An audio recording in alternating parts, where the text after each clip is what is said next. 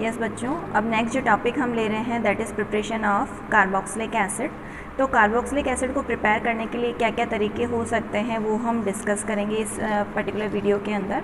तो उसमें सबसे पहला मेथड है जो सबसे इजी मेथड भी है, from primary alcohol and aldehydes.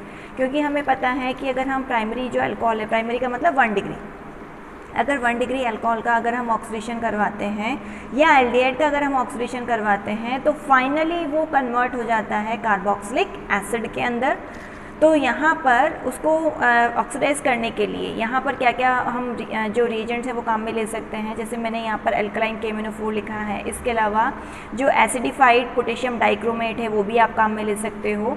और यहाँ पर मैंने एक रिएजेंट का नाम लिखा है जॉन्स रिएजेंट, जिसको हम क्रोमियम ऑक्साइड ट्राईऑक्साइड भी बोलते हैं, और ये एसिडिक मीडियम में यहाँ पर कहलाएगा जॉन्स रिएजेंट। तो इसके थ्रू भी हम वहाँ पर अल्कोहल को कार्बोक्सिलिक एसिड के अंदर कन्वर्ट कर सकते हैं।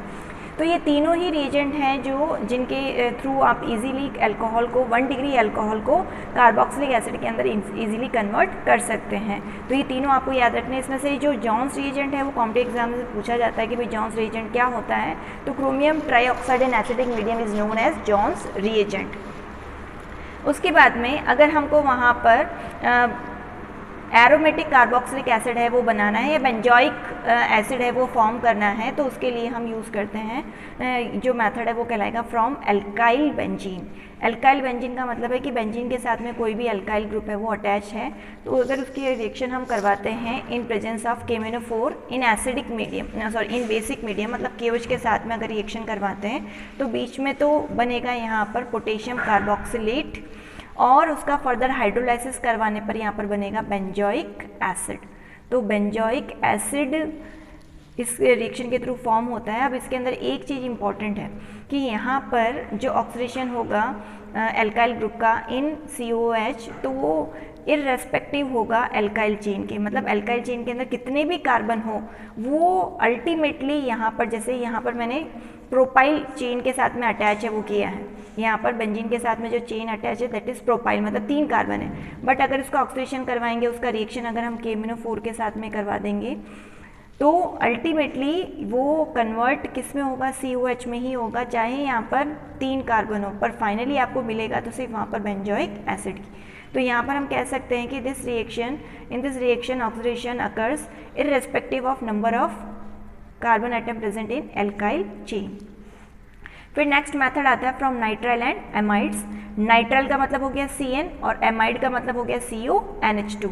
तो नाइट्राइल का अगर हम यहाँ पर रिएक्शन करवाते हैं इन एसिडिक मीडियम या बेसिक मीडियम H2 के साथ में, वाटर के साथ में, तो यहाँ पर पहले इसके साथ में O ऐड हुआ और इधर H2, तो बन गया यहाँ पर एमाइड। इसका फर्दर रिएक्शन करवाया H+ और OH-, मतलब मीडियम ये रखा, चाहे आप एसिडिक मीडियम रखो चाहे बेसिक मीडियम रखो। फिर हमने वापस हाइड्रोलाइसिस करवाया तो यहाँ पर आया OH और यहाँ पर आया H, तो RCOOH ये फॉर्म हो गया, और NH2 के साथ में एक H और जुड़ गया तो बन गया अमोनिया। तो इस तरीके से यहाँ पर नाइट्राइल से हमने बना लिया कार्बोक्सिलिक एसिड एंड अमोनिया।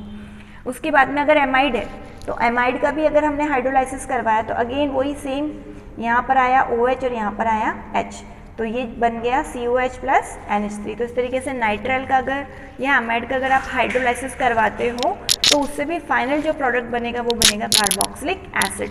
पर ये ध्यान रखना है कि अगर पार्शियल हाइड्रोलाइसिस कराया, मतलब एक बार ही रिएक्शन हुआ तब तो ये एमाइड पर रुक जाएगा नाइट्राइल, और अगर कंप्लीट हाइड्रोलाइसिस करवाया then it will convert into carboxylic acid.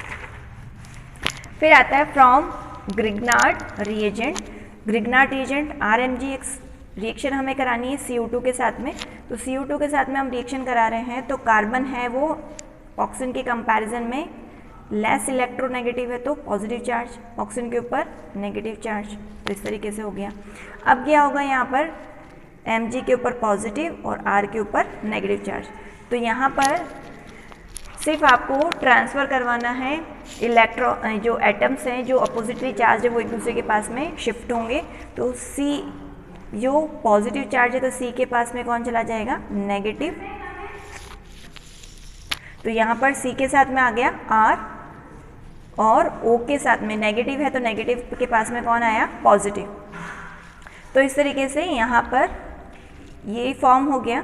Intermediate, अब इस इंटरमीडिएट का हमने आगे करवाया हाइड्रोलाइसिस, तो H यहाँ पर और OH यहाँ पर, तो H3O प्लस रिएक्शन हमने करवाई, तो यहाँ पर ये प्रोडक्ट बन जाएगा हमारा RCOOH और ग्रिग्नार्ड रिएजेंट से बन जाएगा X और OH, क्योंकि मैग्नीशियम की वैलेंसी 2 होती है, तो X इधर आ गया और OH इधर आ गया।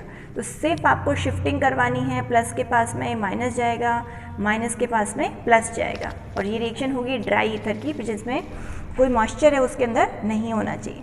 फिर नेक्स्ट मेथड आता है from acyl halide and anhydrides.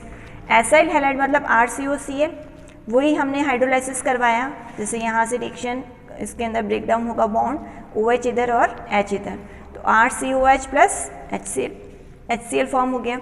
वही अगर यहाँ पर एनहाइड्राइड अगर हम लेते हैं, तो एनहाइड्राइड का हाइड्रोलाइसिस करवाया, बॉन्ड यहाँ से टूटा, तो इधर आया OH और इधर आया H, तो C6H5COOH प्लस इधर वापस क्या बना C6H5COOH।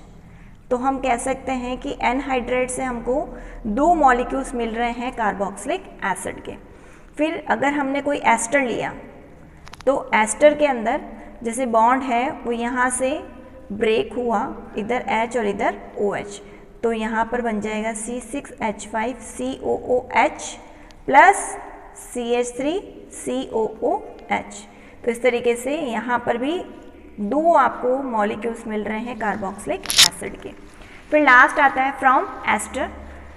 तो एस्टर के अंदर हमने हाइड्रोलाइसिस करवाया, एसिडिक मीडियम के अंदर अगर हम हाइड्रोलाइसिस करवाते हैं, वाटर के साथ में रिएक्शन कराते हैं, तो एक इस तरफ बॉन्ड यहाँ से टूटा H और OH, तो CH3COH, और इधर ये इसके साथ में जुड़ गया तो बन गया अल्कोहल।